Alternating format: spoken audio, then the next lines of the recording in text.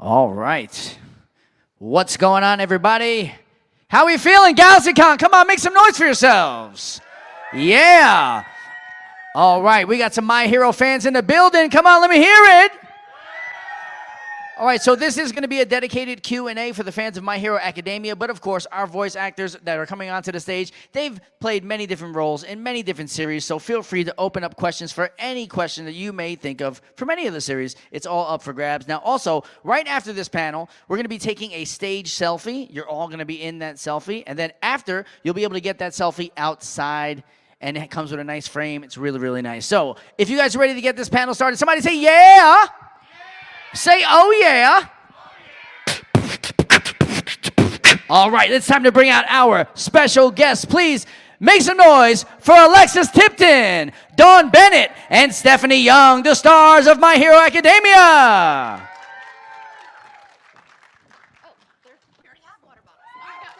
Yes, we want to keep you hydrated. All right, welcome, welcome. Of course, let's make sure we're all on. Da ba da ba da da. Hello. Okay. You should come over here. Yeah, we kind of tried to hide it behind there. Welcome, welcome. Welcome to Oklahoma City. Yeah. Anyone's first time here? No. Oklahoma City, yes. Yes. Okay. Yeah. So, Dawn, how are you enjoying Oklahoma City so far? My first time as well. I really like it so far. From my room, I can see this, what is this stadium called? Like this very bright green stadium at night. Yeah. I was like, whoa, geez, okay. Yeah, that's where the Thunder play. The Oklahoma City Thunder. That's the basketball team here.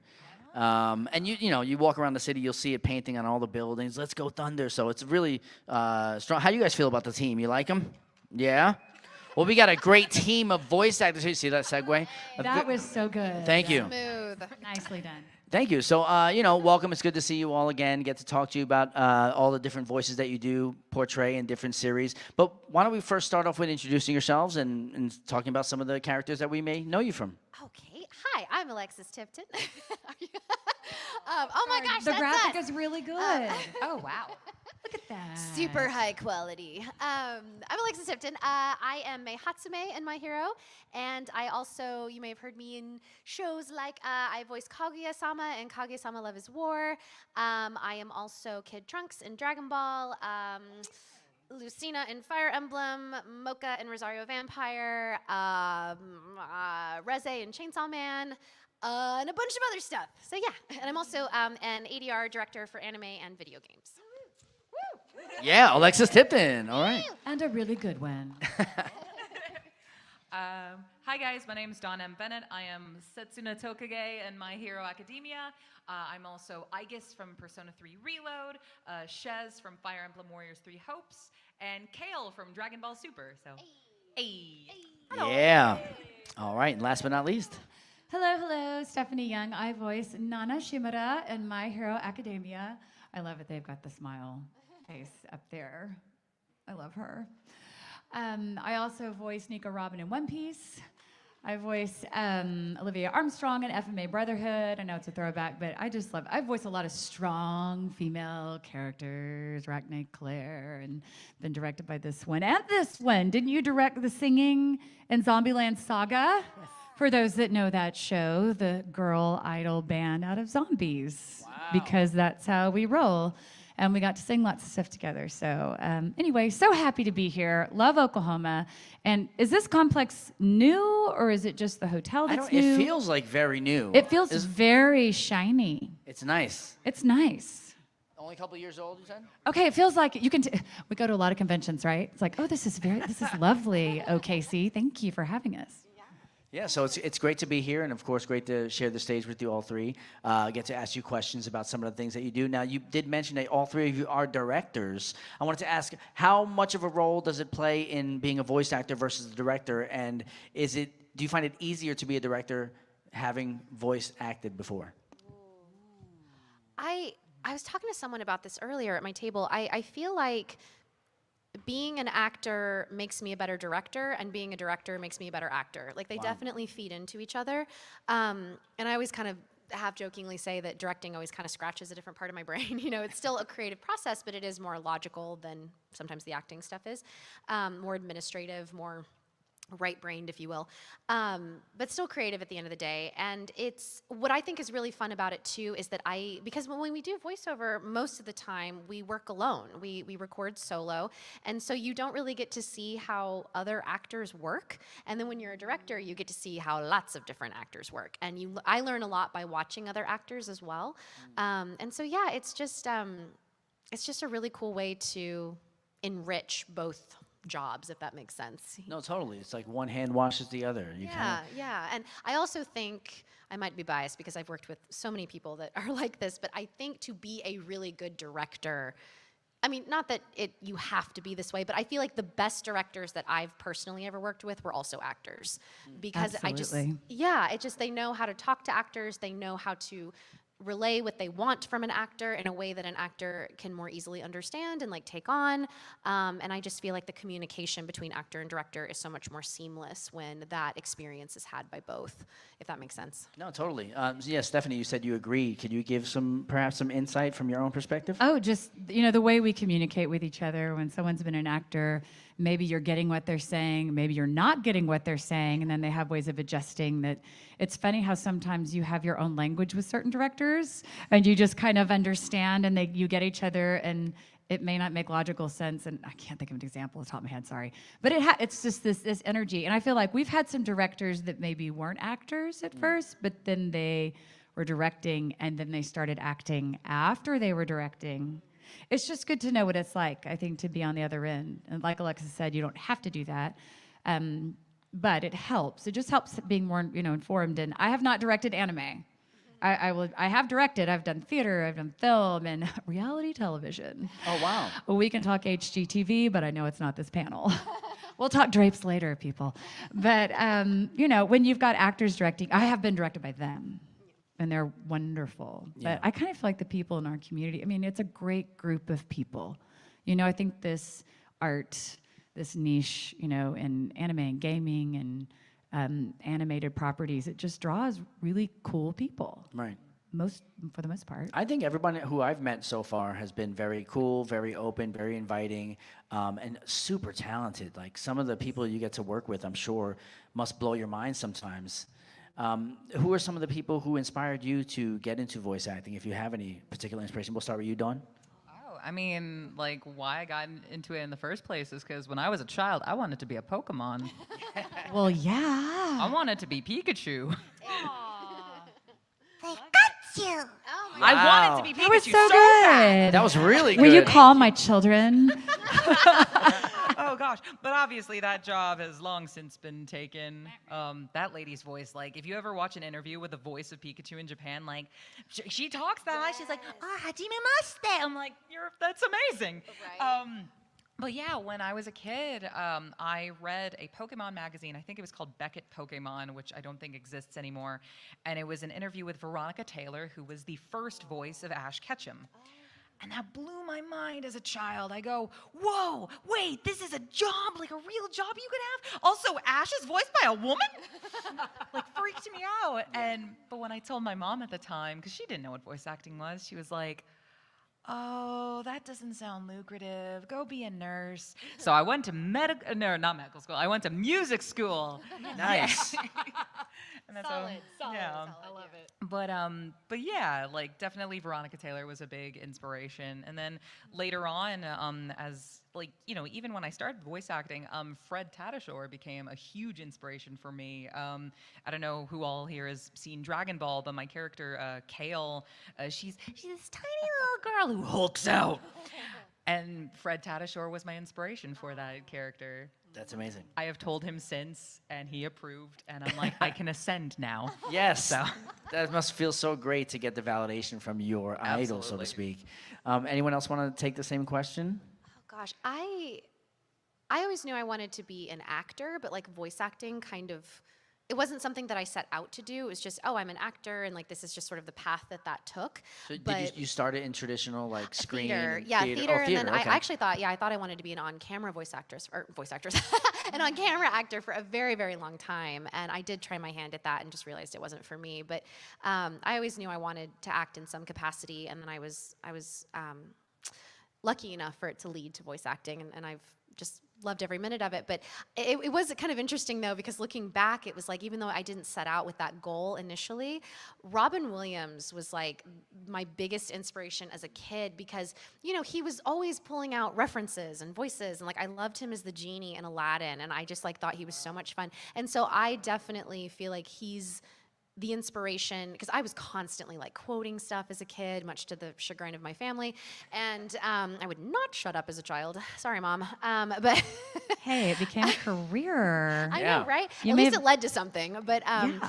he was I would say he was kind of the one that inspired me to like play with my voice, and I loved how he was always referencing things and quoting things, and I did that so much as a child, and so that kind of helped me learn, unbeknownst to me until much later, learn about my instrument, so to speak. And and I love the energy he brought to everything he did, and I just thought that was so much fun, and I'm so sad I never got to tell him. Yeah, you're right, absolutely. With that Yeah. role as a genie, he did so many different voices and inflections and impersonations, and he was one of the best, if not the best, comedian and Well, just improv. fearless with it. And yeah, absolutely Yeah. fearless. There was no fear to that man. Absolutely. Yeah, and just such an inspiration. And a lot of like on-camera actors really inspired me, and just to learn about acting and to learn about just acting in general, and like Right. seeing where that took me. But yeah, a lot of really inspiring people out there. Yeah, for sure. And that's one of the things that I always learn. And when I'm speaking with different voice actors, one of the main things that they always say when they're asked the question is, how do I get into voice acting? It's voice acting is acting. And if you can reflect on that a little bit, Stephanie. Sure. When it comes to taking the words on a page and actually bringing them to life, how much does acting actually play a role into that? Yeah, it's all of it, right? Yeah. I feel like sometimes people will come up to us and say, oh, I can sound just like so-and-so, which is something to be said, all Yeah. right? That's a skill. But when it comes down to you working as an actor, it needs to be acting. I also did not pursue voice acting, but I'm so glad we found each other. I could get tear. I love these people, just getting to work with them and to come to things like this with you. Yeah. And I started out political science in college. I was going to be a lawyer. Yeah, I know. And then I slowly made my way into the theater department and was so happy there, but it just seemed so crazy to do. I'm like, well, I'm going to get my degree in theater, but I'm going to be a lawyer because that's what I should do. And then I graduated and was like, I don't want to be a lawyer. I really like acting. And did theater and on camera and commercial voiceover, obviously very different. But my agent said, do you want to audition for, at the time, Funimation, which is now Crunchyroll. I think everybody knows that. And I said, what's that? And then I went in and auditioned. It was like, oh, the theater kid in me, as we know, was so happy because the characters were the big highs and lows. And it wasn't like being, reality, not reality TV, but, realistic acting or, just these amazing stories. I loved Greek theater. I feel like this is like Greek theater with a lot of these shows, right? Dragon Ball. But and then again, I'm all about community and people, and just with who we get to work with is so great, and the stories are so creative. That's like anime fans are smart people because these storylines are complicated, and some of like One Piece goes on forever, and you have to know a lot. Or you don't have to, but it's good when you do. So I don't know. When I got in it, I didn't want to leave. And then it was just so wonderful and freeing as an actor to be able to voice all these, different characters, But just, I'm sorry, I went totally off your question. But acting, you need to be an actor. Yes. And you might find that when you study that, you might be involved in other forms of acting. And like, they said that all these different creative forms, acting, music, singing, writing, they all work together. And they make each discipline better, right? I totally agree. Yeah, absolutely. It's, again, the one hand washing the other. The more you improve in other areas or realms, it can only bleed into and help levitate or rise up the other skills and talents that you have. We do have a microphone there. If you want to start lining up now, go ahead and do so. We're going to please keep it to one question per person. Please no A, B, C, D, X, Y, Z style questions. And again, I'll be the bad guy to cut the line off when we do run out of time. So if you don't get to ask your question during this panel, we kindly ask that you visit them at their table. They'll be here all weekend, and you can go ahead and ask your question. So again, you don't have to just keep it to My Hero Academia. You can ask questions about voice acting in general or about many of the other roles that they play. And again, we'll try to get as many as we can in the time allotted. And again, thank you so much for being here with us. I appreciate that. Of course. All right, hi, what's your name and what's your question? My name is Cole Placencia. By the way, before I start my question, Alexis, I totally relate to, like quoting all these references to the detriment of my family. It's a thing of mine. Anyways. I feel it.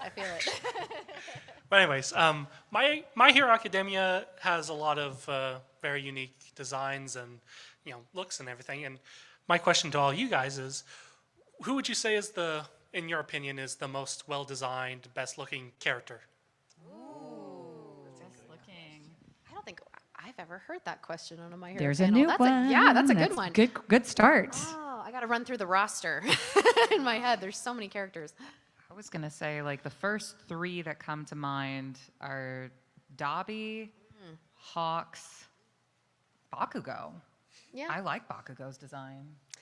I might be a little partial, but I think Mei Hatsume's hair is really unique. I have never seen that in another show, and I love seeing cosplays of her because everyone kind of has a different interpretation of what the hair's doing, and they all work. I've seen curls, I've seen dreadlocks, I've seen like the rave kind of wig with like I don't know what you call that, but that very like dystopian look. I've seen someone took batting and made like tubes out of it. Her hair kind of looks like a sea creature, and I'm here for it. But like, it's so unique and interesting, and it's always so cool to see how people tackle that with cosplay. Yeah, Endeavor's got kind of a cool look, like with the fire mustache. I do like the fire mustache. Do you have an opinion on that? Do you have a favorite one? That is a good question. I do agree, like with the fire mustache, El Flamo. Yeah. I love it. I feel like I have to say All Might. I don't know why would Nana say that, but it's got to be All Might, right?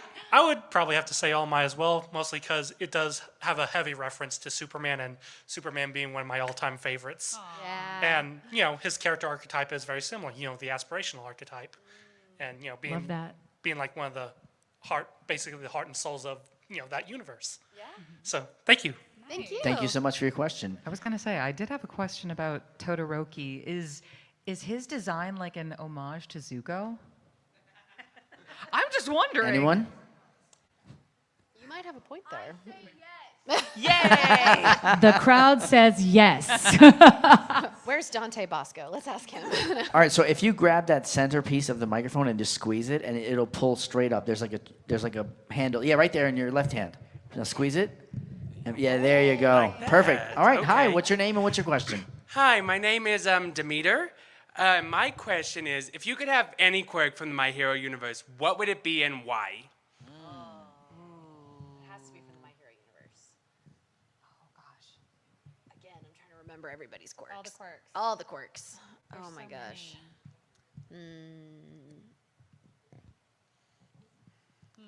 I like hawks.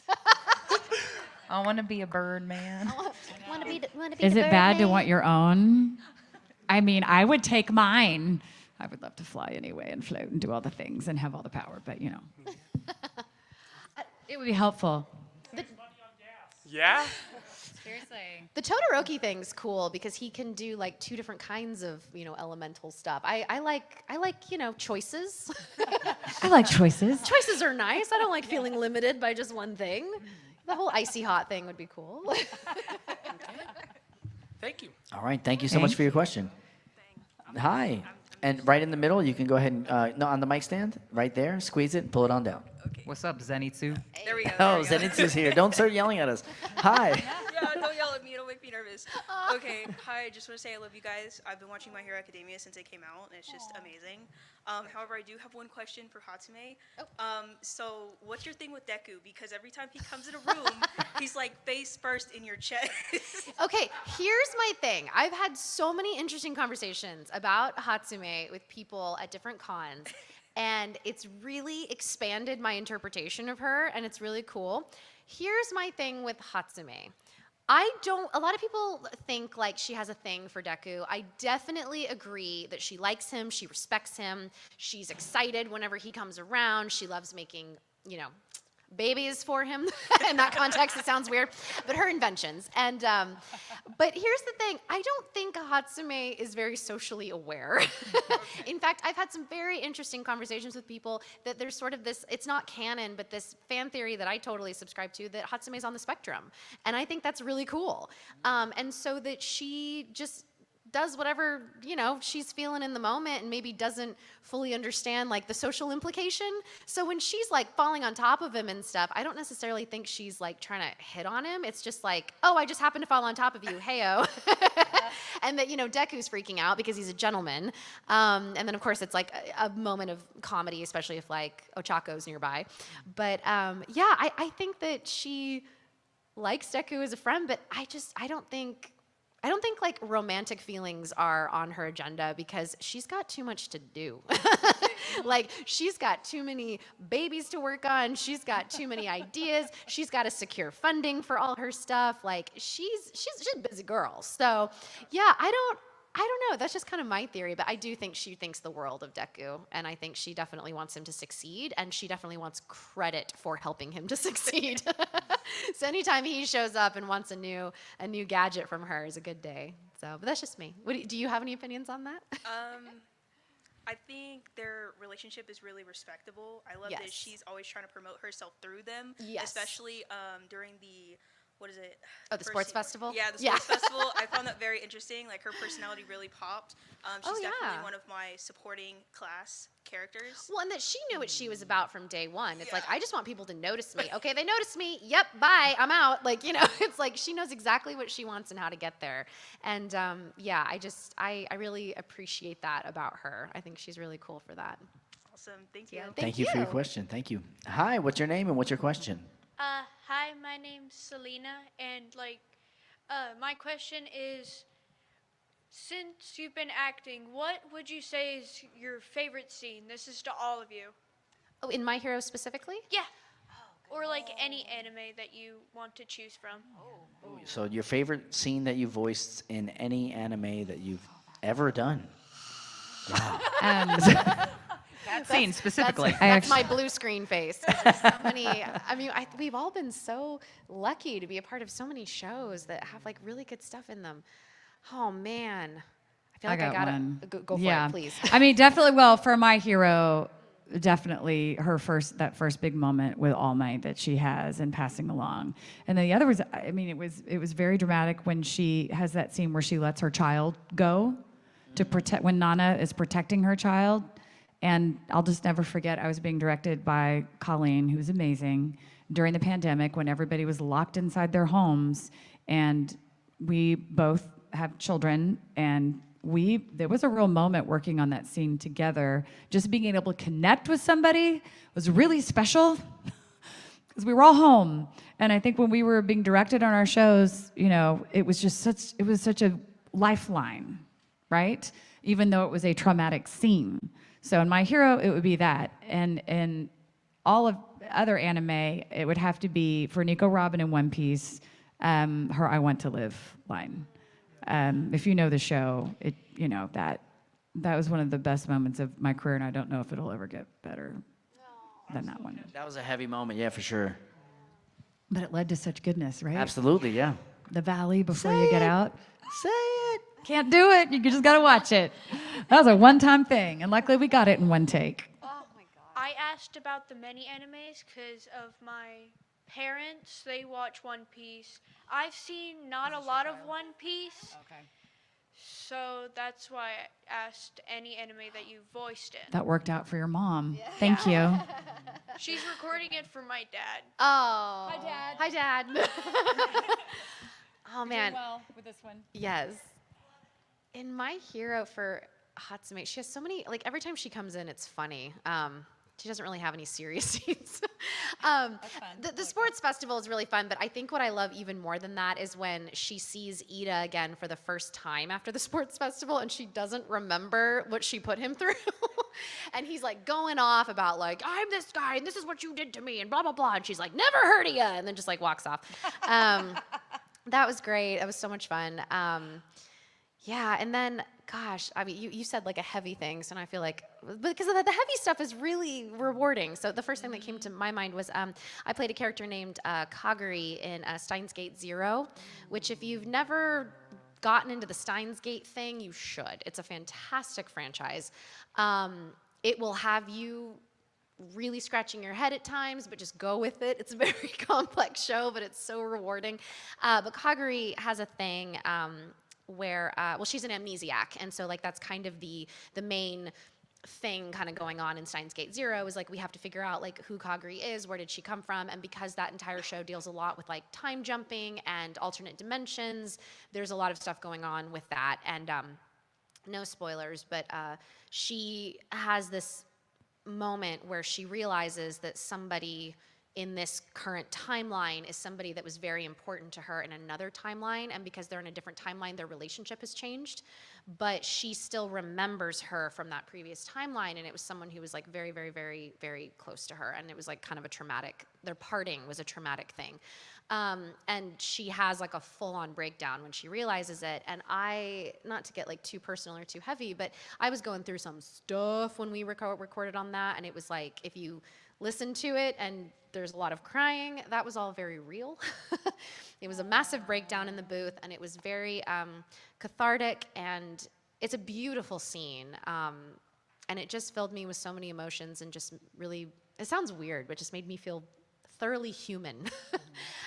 When you're able to interact with material like that, it's really wonderful. And I luckily had a director that was, which is another reason this experience stands out to me, that just really took really good care of me during that. Like, it gave me a really safe space for that. And after it was over, it was like, we, meaning him and the engineer, we're gonna leave you alone for like 10 minutes. If you need a hug, if you need this, if you need water, whatever we can do. There was almost like aftercare, like with working on that scene, which was really nice. And it's just, it's really beautiful when you feel like you can tell a story like that. So that was really profound for me. Yeah, I'm sure being able to draw from those raw emotions led to a more authentic and portrayal of the character. Having a place to release them. Of course, yeah. Where I didn't necessarily have to release them with a direct line to the pain I was feeling, but it was like I can release this and help tell someone else's story, which is, I mean, that's part of one of the many reasons being an actor is so wonderful. So you like connected to your character. Yes, you felt absolutely. the pain that your character felt. Absolutely, and it wasn't a 1-to-1 ratio, but it was. You can dig inside yourself when things like that happen and find ways to like pull from the same well, even if the circumstances are different. And it's just really something when you're able to when you're given an opportunity to do that. And so I was just very grateful for that. And yeah, Dawn. Oh, goodness gracious, guys. Sorry, maybe you can bring it up. Bring it up a notch. You got some comedy in there, Dawn? I thought of a thing, but okay, I got some comedy in there. Give us some comedy for Friday night. Okay. All right. So, like, in My Hero, my favorite scene was my one fight scene against Bakugo, where he beat me. But I guess, like, I don't know, because I was going to go with, like, another downer scene. Do it. No, we're talking about acting and our love of acting. Do it. Yeah. Well, the first one will be short. Juicy. This one isn't anime specifically, but I was in a game called Diablo 4. Do you guys know Diablo 4? No. Okay, yeah. rad. They're all about it. I was in Diablo 4. I got to be in like this creature monster group with a bunch of people, including Fred Tatasciore, which freaked me out so bad. It was so cool. But Deborah Wilson was also there, who is an acting extraordinaire, and we were playing tortured souls in hell, and so we had to provide atmospheric voices. So if you play the game, like any of the background, like screams and all that, that's us. Deborah's like, I'm gonna go first. And she just starts wailing into the mic, and I don't know what she was channeling, but she was like in pain, and like sobbing and at the mic, and Misty Lee had to come up and be like, just let her do her thing, and then come up and be like, okay, you're good, you're safe, like you're done. and she set the precedent for the rest of us. Oh, And I was like, oh man. boy. So like Fred goes up, does his thing, is freaking amazing. And I'm like, well, guess I'll go now. And it was so weird. It's when you're in that moment, like suddenly, oh, there weren't people around me anymore. It was, I am summoning, which you have to do this healthily, by the way, but I am summoning my own inner trauma into this microphone. And then like, time just kind of stopped while I'm screaming into this thing, tears streaming from my face. And then same thing, Misty Lee comes up behind me and she's like, that came from a place, didn't it? And I'm like, well, I wasn't expecting this today. Cool. But yeah, like that was, even though we didn't have any lines per se, that was one of my favorite acting moments. On a lighter note, when I was in Fairy Tale, I play Frosh in Fairy Tale. Yes, the little guy. And there's a episode where Frosh gets lost. And the episode itself, awesome. Had so much fun with that. I got lost going home. Like, do you guys remember Art when imitates life. Do you guys remember when Flower Mound had all that construction? Yeah, I didn't know where to go, and my GPS didn't either. So I was just like, well, it's dark. No. So I got lost going home after my Frosh episode. That is hilarious. You know, it's funny though when it kind of carries over. Just quickly, I was Claire and Claymore, and the best thing about being a female warrior that's constantly like monstering out and going, just letting it out. It was during the year I was getting married, and wedding is great. I love my husband. We're still together, but weddings can be stressful sometimes. And I wasn't a bridezilla or anything, but I remember I would just work it out in the booth as a monster, as Claire, like, do you want chicken? What color are napkins? Ah! Like, I would rather direct Shakespeare than pick out napkins, okay? It's funny, and that's why I laugh that I worked for HGTV. They don't know. But anyway, it's interesting how it can be therapeutic in the booth on multiple reasons, and how actors will go to the deepest, darkest places and be vulnerable and let that happen, and it feels very alive. And Very then healing. it's funny too, because it's like, you know, your director's like, wow, that was a great take. And I'm like, thank you for paying me for this therapy session. Little did you know. I love that. Free therapy, yeah. Just become an actor. Awesome. Thank you so much for your question. You're welcome. All right, so we have about 10 minutes left, so I kindly ask no new additions to the line, and we will try to get through as many questions as we can. I think we'll be able to do it. Yeah, lightning round. Hi, I'm Ben. And make this pretty simple.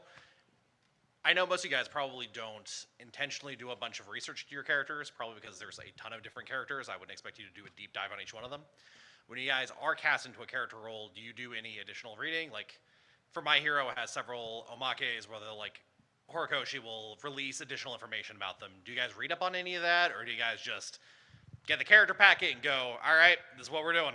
I have this, unless there's like different circumstances, which have happened a couple of times, it's my personal policy that I don't like to read ahead because I like to discover things with my character. Okay. And so then it's new information. And I also, when I'm directing, I discourage my actors from reading ahead, because if you know what's happening, especially if it's something really intense, the human nature response is you try to rehearse it. And you just never know like what your director's gonna want, or you don't know like how it's gonna be animated. Maybe it won't be the exact same as what's in the manga or whatever the source material is. So I personally love just going in, clean slate, clean mind, what is it you call that? Beginner's mind.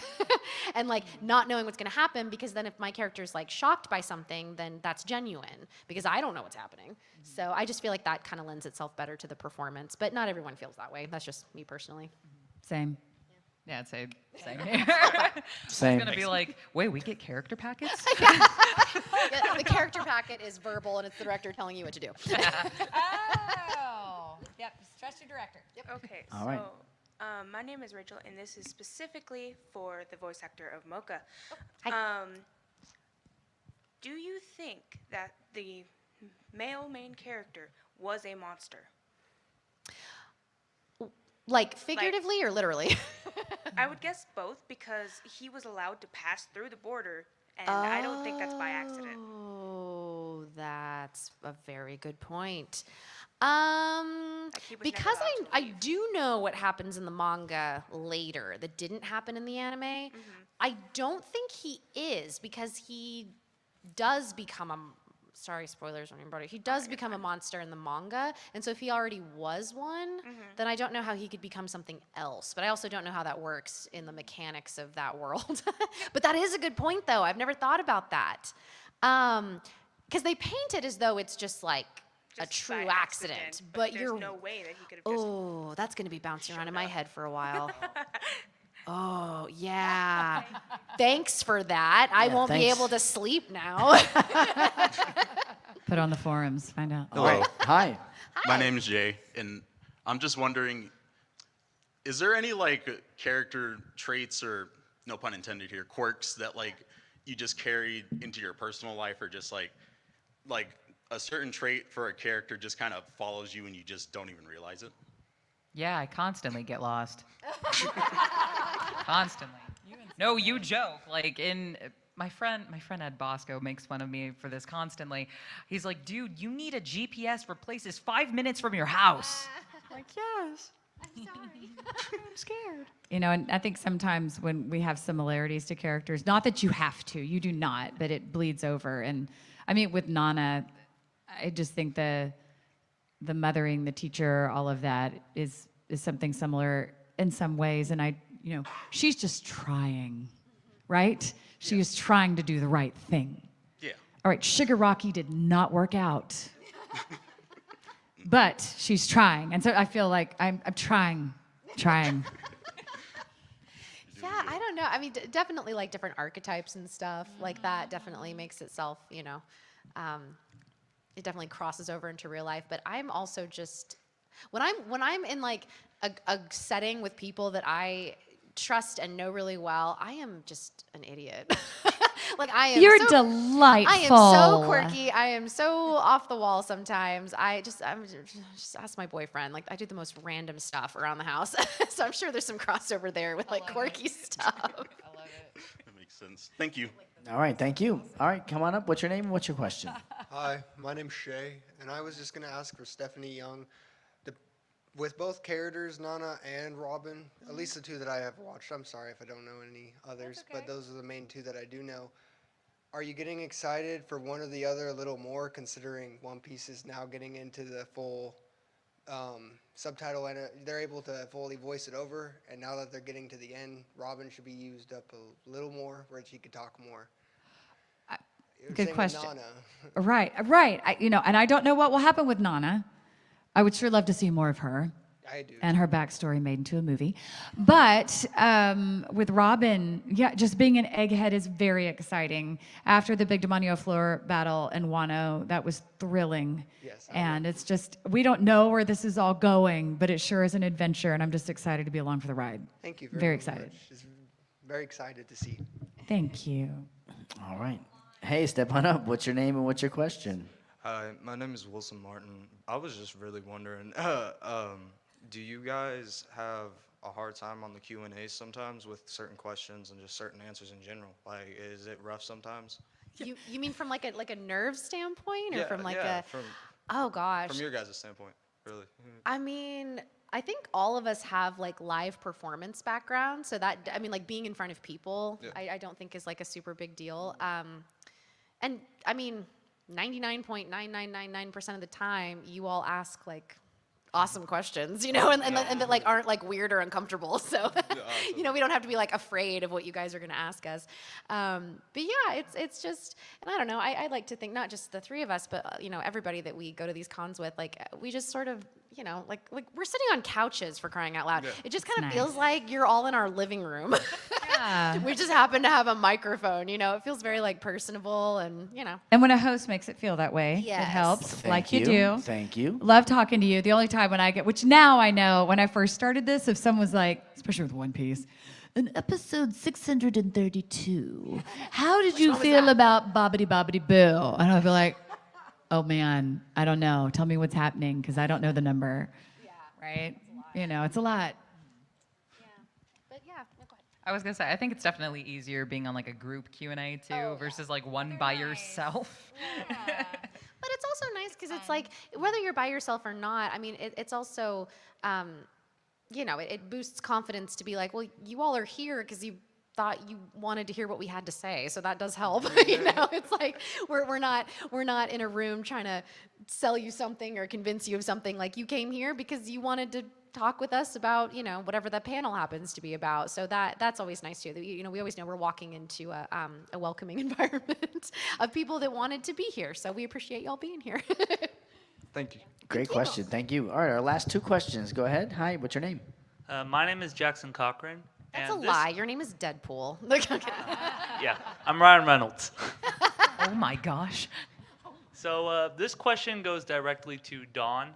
Hi. So basically, what's funny about that is when I first basically found your name in something, I then just started seeing your name in all sorts of stuff and whatnot. But that first thing is actually what brings my question up, which is, if it ever got brought up into like being made, would you be possibly interested in a Freedom Planet sequel? Oh my God, of course. Well, Freedom Planet 3 then, because you played 2, right? Basically, I played the first one. I watched a video on the second one, but I'm planning on playing the second one. So I know the whole storyline so far. Awesome. Yeah. If Sabrina wants to make a 3rd one, I am absolutely down to come back for it, without question. Thank you. Of course, thank you. All right, and our final question. Hi. Hi. We did it. My name is Taj. Hi. What is your favorite movies? Like, what movies are your favorite? Favorite movies. Good question to end on, too. Oh my gosh. I have so many favorite ones. Anime movies or just movies? Movies, like anything. Anything. Okay. Let's do like top 3 or something. Yeah. Y'all There's so go many good ones. first. Oh I'm my still gosh. deciding. Okay, I know that in no particular order, I know that one of my favorite movies of all time is this movie called The Fall, specifically the one by Tarsem. He did like The Cell, like Lee Pace is in it, and it's amazing. If you've never seen it, it's great. Another one that's a big favorite of mine is The Secret Garden. Oh, yeah. Specifically the one with Maggie Smith in it. There's like a couple adaptations. That's like my whole childhood. I love it so much. I'm trying to think of movies that I can watch like over and over and over and over again. There's so many good ones. Ghostbusters. I mean, those are good too. I don't know, they're my Dressed as the name or Ghostbusters. That's Super hilarious. random. It's funny. I have a brother who likes to do top 5 lists. He's so funny. He's a surgeon. I love it. I'm talking about it at an anime con, or GalaxyCon. But and I never get my list together. And I always say I'm going to get my list together. And here we are. I'm like, dang it. Todd was right. I should have got my list. There's so many. Yeah, it's like hundreds picking of movies that I love. so many. I know for me. So if I want to, did you have more on your list? Oh, sorry. I'm thinking still. Okay. Trying to narrow it down. If I want to just have like mindless fun and entertainment, I would love to hang out with like Cole Porter and F. Scott Fitzgerald. So there's a movie called Midnight in Paris, where at night Owen Wilson goes and hangs out with like Edith Piaf and all these greats. So I love that film, and it's in Paris, and I love that place. So I love to watch that. Right now, we have Moana going on in my house 24/7, and I'm in for it. I love some Lin-Manuel Miranda music, and I love that Disney film, and I think there's a live action coming out. So, you know, but I love that. And gosh, and then if you talk about like, you know, maybe art house films that really had like an effect on you, to just beyond being entertained, that really made you think.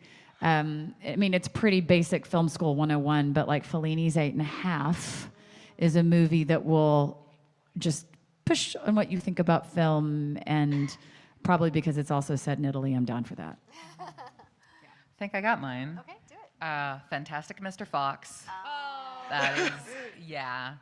I love the animation with that one so much. Ratatouille. I do love Ratatouille. Oh, we do too. Yeah. Like, I feel like that's such an underrated Pixar film. It is so good. Like, guys. And the it's ride so is good. great. Yes. Oh, I have not been on the ride, but now I need to World go. in Florida. There's a ride, Dawn. Oh, You'll love it. You're a mouse. I get to be a mouse. Or rat, excuse me, rat. Not a mouse. Yeah, there's a difference. There's a difference. There's a difference. Sorry. And then the last one, which I'm like, oh, great, another George Clooney film. Oh, Brother, Where Art Thou? Oh, I love that movie so much. Ooh, Ooh, I'm a huge Disney fan, but I'm going to leave those off the list. I did think of my third favorite, The Birdcage. Oh, that's a great. Yeah, with Nathan Lane and Robin Williams. Bringing it back to Robin Williams. And Robin Williams. There you Robin go. Williams, yep. How could we not say Princess Bride, right? I think that was the one movie I learned every single word of and could quote. Inconceivable. Yes. I I don't watched think we're it using that when right. I had the flu when I was younger. I remember Yeah. watching it, and you can memorize that movie pretty quickly. All right, well, thank you for your question. Thank everyone here for your questions. If you didn't get a you. chance, go ahead and visit them. They'll be down at their tables for the rest of the weekend. One more time, a big round of applause for Alexis Tipton, Dawn Bennett, and, of course, Stephanie Young. Thanks, guys. All right, we're going to take a stage selfie now. So why don't you all three stand right here on the edge of the stage, and everyone else just stand up in your seats. And again, these stage selfies are going to be available for purchase right outside, directly following this panel. All right, we got my man Skyper on the stage. Oh, yeah, if you guys want to get a little closer, let's act like we know each other and like each other. Get a little closer. Don't forget, if you can't see the camera can't see you. All right, everybody, big smiles for the camera. Yeah, there you go, there you go. Spread out so you can see yourselves.